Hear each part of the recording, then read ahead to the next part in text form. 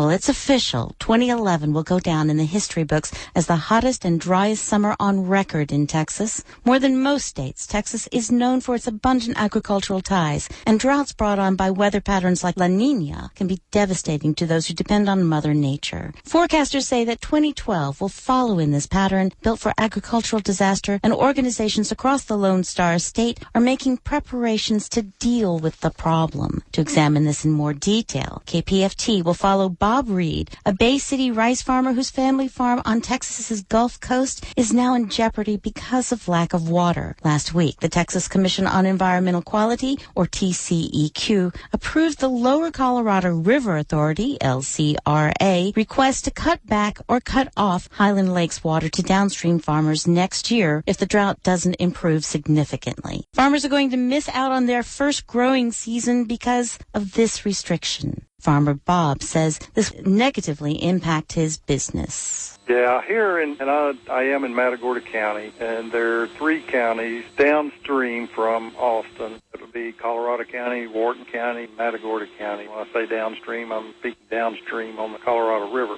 And these 3 counties are all heavily involved in agriculture and a lot of irrigated crops. Primarily rice is the main irrigated crop, where the water comes from the Colorado. And currently, of course, everybody's aware that we're in a terrible drought. The lake levels have gone down, and the LCRA, Lower Colorado River Authority, has a plan in place, and it's not something that was dreamed up or schemed up yesterday or last week. It's something that they have to have in place with the state, and what it does is outline scenarios of what they'll do with different levels of water in the lake. Although rain is in the forecast for the coming months, with current drought conditions, it may not be enough. Reed says the rules are there to protect municipalities, not industrial customers like him. The water coming out of those lakes and going downstream is used for a lot of different things, as far as from municipal water supplies to industrial water supplies and irrigation water. Now,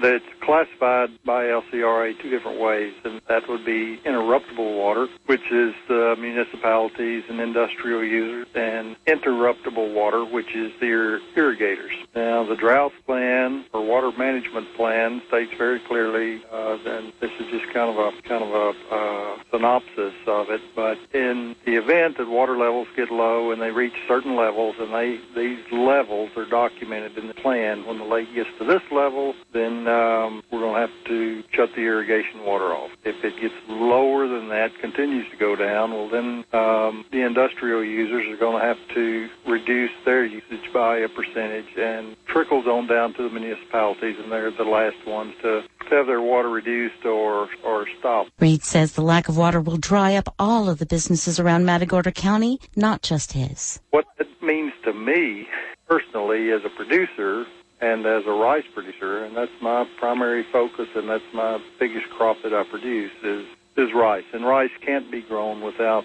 the irrigation water. And so then that says to me, well, I don't get to plant a crop next year.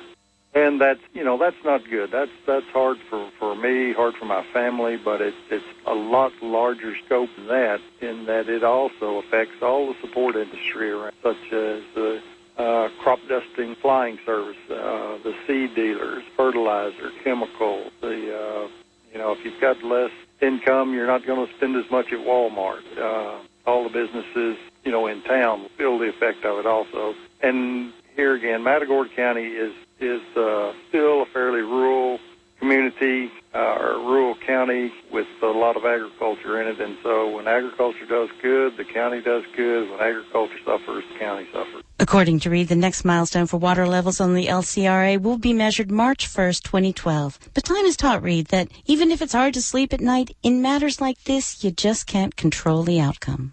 And this is me personally. I know I've got friends that, just worry themselves sick over it, but I've been doing this long enough and feel like I'm close enough attuned to Mother Nature that I understand how that part of it works, and that I have zero control over that. And have any control, well, then why should I worry about it?